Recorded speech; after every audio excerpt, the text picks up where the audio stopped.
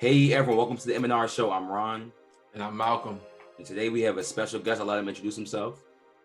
Max Van Auken from the MVP podcast. Hey, nice for you being back on the show, man. I appreciate it, man. Appreciate you being on the show. I'm excited. I love talking with you guys. I know we all always go back and forth on stuff, so I always love hoops with you guys. Yeah, so today we're doing potential playoff sleepers. I'm going to let Malcolm start this one, then we're going to move to Max. We're just going to be talking about like at least a team or two each that we feel like is a sleeper in this year's playoffs. All right, so this is a good topic that I wanted to talk about, especially I was talking to Max about this, and the team that I was really interested in, I think that's really is a sleeper to watch, is the Denver Nuggets. Now, the Denver Nuggets, they are fourth in the West. They're one game behind the Clippers, which they own the tiebreaker for. If you look at this team, since Jamal Murray has been injured, they haven't really missed a beat, to be honest. Bringing in a guy like Aaron Gordon in, I think that Aaron Gordon has really helped their team defensively. You look at what they had Paul Millsap at first, and I mean, it was a good fit, but it didn't turn out to be a good fit. But a guy like Aaron Gordon who can switch to different positions can help out a guy like Jokic out. It's really perfect for the Denver Nuggets in the way they want to play basketball, especially how Aaron Gordon cannot really demand shots on the offensive side. If you look at Michael Porter Jr., the next year, Michael Porter Jr., this year, he has taken a significantly step forward, and he's not more towards this type of ISO, let me do what I got to do type thing. He's actually, if you look at his stats from last year to this year, especially on assisted type plays, like his percentages has gone up, as in his field goal percentages based on assisted plays. So he's flowing within the offense, which is be able to help Denver's offense a lot more. And then we all have to go back to Mike Malone. Now, Sacramento did a horrible job of letting Mike Malone go, and that's something that we all have to say. Mike Malone has came into Denver and has completely changed the culture around, and this culture that he's brought in and has established in Denver has been really helping a lot. I think that Denver, with the Lakers dealing with injury problems right now, you look at Utah, they're dealing with Donovan Mitchell, Utah is not that team that everybody thinks that, they can do something, I think Denver has a chance to be able to be a sleeper team to get to the finals and be able to not win it, but get there. I like that. If I had to pick a team, I saw every point that you were saying with Denver. If I had to choose out of East or West, or are we just sticking West right now? It could be either. You could do both. Yeah. I'm going to go with the Miami Heat again. And the reason why I'm going to go with the Heat is a lot of people keep picking the Bucks, or it's Brooklyn, or it's Philly. Miami Heat just won 10 out of their last 13 games, which means that they're clicking, and a lot of times, a lot of people don't understand this roster had a bunch of COVID protocols. And so their record doesn't really reflect their roster. It's given the situation that they've been in. So now that they're healthy, they just obviously Victor Oladipo will be out, but I get Bam Adebayo, in my opinion, is the most versatile defender in the NBA. You may say Ben's Defensive Player of the Year this year, but Bam can guard literally 1 through 5 and moves his feet exceptionally well. And then you get a guy like Jimmy who plays defense. You have shooters. You have a well-respected coach. I think the most underrated coach in the game is Spoelstra. I think Miami matches up with Philly. I think Miami can match up with Brooklyn. And what I really like about Miami is they still have that their chip on their shoulder. Like typically a team, when they get success and they go to the finals, you start to lose that dog in you a little bit because you're no longer an underdog. But for some reason, they're still a huge underdog. So they still have that chip on their shoulder. They have the culture. They've been tested. Tyler Hero's been at the biggest stage, and that's really important for such a young player, the Duncan Robinsons. So I think Miami can really make it push further than a lot of people think again. Yeah, Miami definitely, it really, I feel like even what Malcolm said, what you said, it's really based on who they play. I feel like the NBA is so matchup oriented. Like the team I'm picking, I pick based on the first round matchup, which is going to be Golden State Warriors. Now, they're an 8th seed. Now, I don't think they upset the Lakers and become a 7th seed. I feel like that actually could possibly hurt them by playing Phoenix instead of Utah. Because Donovan Mitchell is out for the rest of the regular season. Now, we hope that ankle is fine by the playoffs. But we just can't guarantee that. He is a young player. So I think he'll play, but will he be 100%? How will that affect them? Now, will Jordan Clarkson have to take more shots? Which not saying Jordan Clarkson can't do it. We saw he just dropped 40 the other night. But if he's taking all the shots, we know he's not the best playmaker. So if he's just volume scoring, it could actually hurt the offense in a way. So I think Golden State, Curry's coming, he's hunting. He's like on his 2018 LeBron mode where you just don't want to see this guy.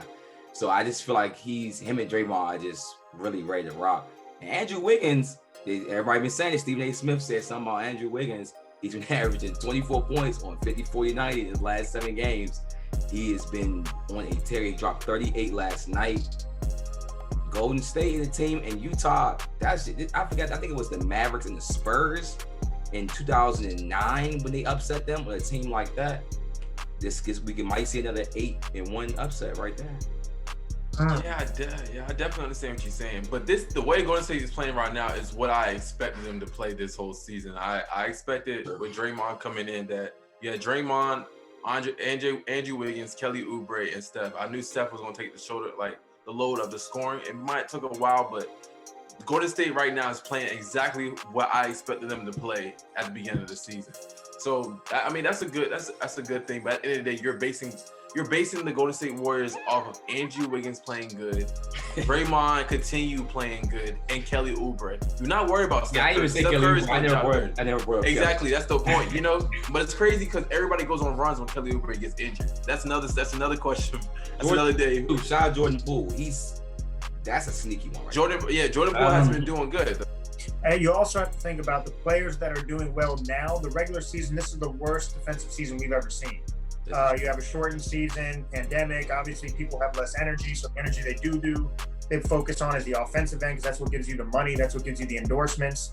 No one's really getting endorsements off defense. You get it off the highlights and the points. So that's what they're going to put their energy towards. But come postseason, you have to play hard.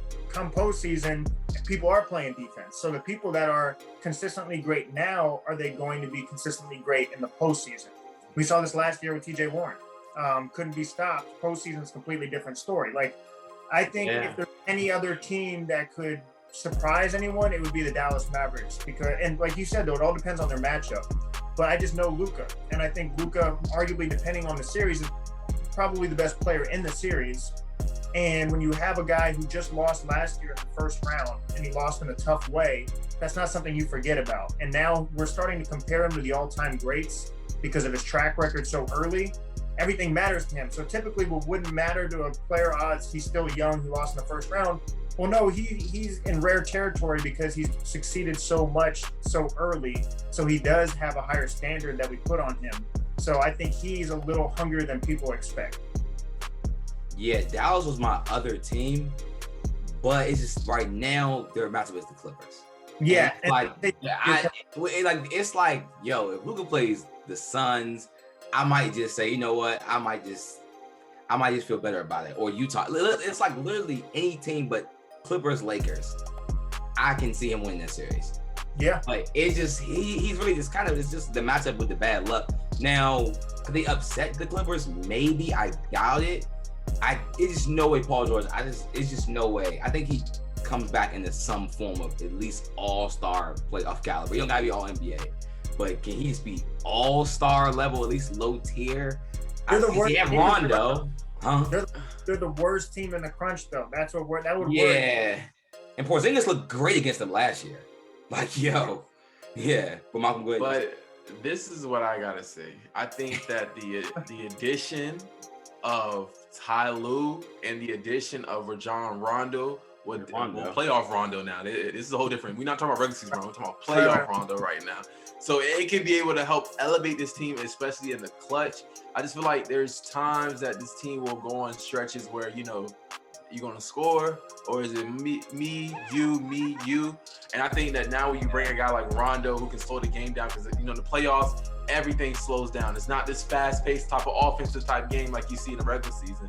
Now everything's going to slow down. And that's where guys who have the best IQ, a guy like Rondo, who's going to be able to thrive in. You see what the Lakers did last year. They was able to thrive off Rondo, being Rondo in the playoffs. And I think the same thing with the Clippers. I think that's the reason why the Clippers got Rondo, not for the regular season. They got him for the playoffs. And okay, let's stop this Paul George matter right now. All right, Paul George last year played horrible. I definitely understand. Yes, unarguable, yeah. But you've seen previous times in playoffs, especially when he was in Indiana and OKC, he played very good. All right. So now I think this season he's playing. He had a bounce back season. I think he's gonna be fine this year. I think you have nothing to worry about. But at the end of the day, I just think the Clippers I think people are sleeping on the Clippers too. And I don't think they're a sleeper because I think the Clippers could be a finals contender because the fact that the Lakers have dealing with problems and the Clippers literally is playing like the best team in the conference right now, unless something otherwise. But at the end of the day, like, I trust what Ty Lue has brought to the table so far, and I trust playoff Rondo. I've seen it as a Boston Celtics fan. I've definitely seen it. So yeah, it's crazy because I don't usually buy into narratives, but that narrative is pretty factual. The playoff Rondo narrative. I'm bought into that narrative. Now he claims, maybe when the first take we all saw it, he claims he doesn't like that we call playoff Rondo. But at the end of the day, bro, like, he's almost unplayable. I told you, right? When he was in the Lakers, I said I was like, play Caruso. Like, he was unplayable in the regular season. Then playoffs, somehow you starting to hit threes. Like, I just don't understand how a jump shot and stuff comes into play just because it's a playoff game. But that's another that. Max, anything to add on that one? I think if I was Rondo, I would love that because we always judge people based off the postseason. So and so if people call me postseason Max, I'm like, okay, what's up? Like, I step up when the bat is close. So if I was Rondo, I would love that nickname. And what you said, he consistently does it. I don't know why. It's just only in the postseason that we see it, but I think it's because he just steps up to the biggest stage. And I think that's just where he thrives because when you're so smart, and like you have such a high IQ, I think it's sometimes hard to play for something that doesn't matter compared to when you play for something where, oh, wow, I could win a championship. Like, I just think he's the type of player that needs to be playing for something in order for him to showcase his full skill set. Because when you're that smart, I think it sometimes gets hard to be motivated to play for something that may not matter as much. Okay. Yeah, most definitely. Okay, now I want to make a small segue for the Wizards fans that are watching this. Now, I don't know if we're a sleeper team because I don't think we can beat any team in the actual playoffs. But can the Wizards at least get 2 games out of the Philadelphia 76ers? Hey, to be honest, I put one of my teams, something to talk about. I like what the Washington doing. Now we got time. Let's talk about Russell Westbrook, all right? And let's see what he could bring to the table. I was getting bashed about this earlier in the season about Russell Westbrook. Ron continuously made different posts about Russell Westbrook this, Russell Westbrook that. Malcolm, what about Russell Westbrook? And we seeing right now that he's playing MVP type of production right now. He's playing with MVP type of production right now. Over 20 points per game, 17 rebounds and almost 17 assists. It's unheard of. You can't find another point guard who's going to do that. Magic Johnson's not doing that, So I just think that they don't have a big, which is going to be the problem against Philly. Yeah. But I think they can be able to sneak a game or 2 in. But at the end of the day, this team could be a sleeper because Philly likes to do what they want to do. And for real, they could be an upset. So we never know. But I really think Washington could be a dark horse sleeper because of Russell Westbrook and Bradley Beal. Okay. Well, this is what I said. I said it on a couple of podcasts. I've been critical of Russell Westbrook. Like, I have, and I'll admit to it. I don't find the value in triple doubles as much as other people. Like, I appreciate its greatness and its historic value. I understand how hard it is to do, so I give him his flowers. I just wasn't thinking, I don't think it translated to wins, and I thought he's hard to play with. But these triple doubles have resulted in wins, and it has contributed to the Wizards' success. So I was like, you know what? I was wrong in this case. They need him to do that. Give Russell Westbrook his flowers, and I am 100% doing that. Him and Chris Paul, in a weird way, I posted this today, I've been more impressed with them this season than I ever have been in their whole career. It doesn't mean it's their best season, but in a weird way, like, their skill set, I just appreciated it more. I think it's been on more display because they've been counted out. But my question would be this, because I don't even know if they can get a win on Philly, because Russell Westbrook's not a shooter, and you have Joel Embiid in the paint. You have Dwight Howard in the paint. You have Ben Simmons out on the wing. Then that means Bradley Beal's going to have to do all your scoring. Again, Ben Simmons, the Tobias Harris, the Greens. They're big. They're too overwhelming for them. But let me ask you guys this. Why does a Russell Westbrook team that is historically great right now, MVP candidate like you would say, and a Bradley Beal who's arguably he's right there with Steph Curry leading the league in scoring, why are they this far down? The rest of the team is not. As a Wizards fan, I'm saying this: the rest of the team is not good.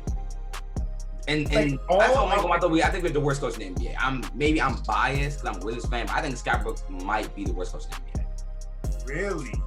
I really have a hard time. Like, I looked through, I was like, Malcolm, I'm really like, like Luke Walton maybe, like, but these guys are battling. Like, Scott Brooks, I mean, you've coached greats. So, of course, your record doesn't look as bad as like a Luke Walton, but you've also coached Durant, Harden. Like, you've never had a bad, this is the worst team he's ever had, essentially. At least one of, some of his Washington teams. But the roster, like, doesn't really fall. I do like the Gafford trade. I'm not going to lie. I've been seeing a lot of people praise Gafford. He has been really good, but for some reason, we're not even starting him. We're starting Alex Len, another coaching adjustment that probably needs to be made. So it's just like, I feel like that's always held them back because the offense I don't think is bad. Even the defensive scheme is not terrible, but the rotations and some of the plays we run at the end of the games are just, you could just tell it's bad coaching. So coaching. So you felt if there was a different coach in place, they wouldn't be this far down. And you need some talent too, though. But yeah, coaching I think is a factor. Yeah. Yeah, because come playoff time, if you have the best player, like two best players on the court, you should at least get a couple wins. Yeah. Yeah, I mean, I think the same way. Another thing I could say that Russell Westbrook was recovering from a quad injury, and to be honest, quad injuries are really tricky. And we've seen in the playoffs last year of how it really affected Russell Westbrook, and it carried on into the season. I always try to tell people that he was recovering from a quad injury. Things are hard, like explosiveness is going to be uneasy and everything like that. But right now, we're seeing a healthy Russell Westbrook. And with a healthy Russell Westbrook, it's really translating to wins. I know the team is not there as far as talent, but if they had a Russell Westbrook, healthy Russell Westbrook, the whole season, it would have been a lot different, to be honest with you. All right. Yeah. Okay. So now to end this episode, I'm gonna Malcolm, get his stuff out about, his squad with Boston. They are the 7th seed, so they're technically in the play-in right now. So do you think the 7th seed has to play the 8th seed? And of course, if they lose and they drop to the 8th. That's how the play-in works, am I correct? So do you think they win the play-in game against the Hornets? Because I think Gordon Hayward's also out for the Hornets. So, but I mean, to be honest, it doesn't seem like Gordon Hayward's even the most important player in the team. But regardless, you think they beat the Hornets in the play-in game? Jesus. See, this is the point. I really just hate watching the Celtics right now. For the Celtics, like they just ruin my day every single day. Like, I cannot have a great day without just understanding, like, oh my God, Celtics gonna lose. They're gonna do some dumb things. Yeah. To be honest, for me, I want the Celtics to get out the playoffs. Find a way to just get out the playoffs. But at the end of the day, I just think that with JT and Kemba Walker, especially with Evan Fournier playing good of late, I think that this is still a very good team to still beat the Charlotte Hornets and still be able to be in the playoffs. Brad Stevens is still the better coach. And then we look at matchup, we still have the better team. I think there's no problem with that. All the things that we got to worry about is defense. We literally had the best defense for the past couple of years, and this year it's been different. Our three-point shooting defense has been horrible. We had a top 10 three-point shooting defense the past couple of years. This year is the first year under Brad Stevens that is the 20th, over 10th in three-point defense. So I think that's a problem too, especially playing against a team like Charlotte who really shoots a lot of threes. And you see what Terry can do. You see what LaMelo can do. You see what Devontae Graham can do. These are all three-point shooters, which is so crazy to think about LaMelo as a three-point shooter. But it's definitely going to be a different, hard matchup for us. But I think that we have the talent to win this game, to be honest. Oof. That's... Boston last year I thought was like a title contender as far as going to the finals. And then this year, even before Jaylen Brown's injury, I was like, just what's their identity? Like, you can't rely on Jason Tatum giving you 50-60 and Jaylen Brown giving you 30-40 to just win. It's not a consistent recipe, especially come playoff time. So I already was not sold on Boston. I agree with you, though. They have a better roster, better coaching, better matchups than Charlotte. The only thing I would question is, do they have a better identity? Do they have better momentum? Because Charlotte, I know their identity now. I do know the culture that LaMelo has created. They look like they're having fun when they're playing. And the other thing that I would be worried about is Terry Rozier's a dog. And where did he come from? He came from Boston. I can't wait. I know that man's excited to play Boston. So I'm thinking a little bit of an upset with Charlotte to beat him. Unfortunately, I'm sorry to tell you. Malcolm knows I'm very excited about this. First, as a LaMelo fan, Okay, this is gonna be big reference. This might be a little boring to some of our fans, but they're like the Padres of the NBA. Like they're the fun young team. Like they got the Tatis Jr. and LaMelo Ball. Like they have that electricity on this team. And Devontae Graham is on the bench. He's an animal. Like he would probably be a starting guard on a lot of teams in the NBA. But the way they're using him is more of a scorer, and he's their playmaker off the bench when LaMelo goes to the bench. So I understand the coaching strategy in that. And Malcolm knows I was not a Terry Rozier fan really before this year, maybe 2 years ago, but he's changed my whole, debacle on him because he's just become, I guess he's ways to live. You think he's living his true identity, basically, Marco. He's not a playmaker, but he's a scorer. He's a scoring machine. And LaMelo's basically covering his weaknesses up. He's kind of covering LaMelo's weaknesses up, I think, as well. I think it's really a good fit. And Gordon Hayward probably won't play. But then Miles Bridges has been explosive. I guess that's a word to use for it, right? So I think they have a chance. I don't know if they'll win. I'll come up with that conclusion within the next week. But I think they have a good chance. I'm gonna give an interesting stat about the Boston Celtics. Jason Tatum, Jaylen Brown, Marcus Smart, Robert Williams, and Evan Fournier haven't played together all season. They have played 0 games together all season. And with Robert Williams in the starting lineup, they're 10-1. So Robert Williams only played 11 games in the starting lineup, and he's been injured, in and out of injuries. The Celtics has dealt with a lot of injuries. I don't know if it's because the delay since they was in the Eastern Conference Finals, or is it just because, I don't know, the effort, because the effort is not there. I think the biggest problem with the Celtics this year is effort. Really is effort in my occasion, because if you look at the Celtics, they are missing defensive assignments like they never did before. Boston is a effort team. They give effort. You look at guys like, just like I said, Terry Rozier and these guys, they gave effort. And I think that now that we're missing that out, I don't know what to expect for Boston this year, especially in the playoffs. I do not. Well, I mean, again, thanks, Max, for coming on the podcast, though. We definitely love to have you. Yeah, I appreciate it. You guys continue doing what you're doing. Like I was telling you guys before we went live, you're doing a lot of great work. So I just want to make sure you guys continue doing it. There's always going to be people that say you can't do it. I don't mean to sound cliche, but I just know the more success that you have, there's going to be more and more people that say you don't know what you're talking about, which means you're doing the right thing. So you guys know you got a fan of me. Anytime any of you want to jump on my show, you're more than welcome. You got my number, so I appreciate it. Hey, most definitely. And Max, let's talk about you and what you have been doing. Let's talk about your podcast. Make sure everybody know about your podcast. Yeah, it's the Max Van Auken podcast, which is my name. It's hard to spell, so it's VAN space AUKEN. Instagram, Twitter. It's on any podcast platform. It's also on YouTube. I post a lot of my interviews there, and then I got a lot of big stuff I'm working on. A lot of big stuff, and then next week I should have a couple big guests. So it's just continuing to grind, just like you guys are doing. Watch the games as much as possible. East Coast, it gets kind of hard sometimes, but we stay up late and watch them, and then just grind it, just like you guys. Hey man, I definitely appreciate it, man. I definitely appreciate you being on the show.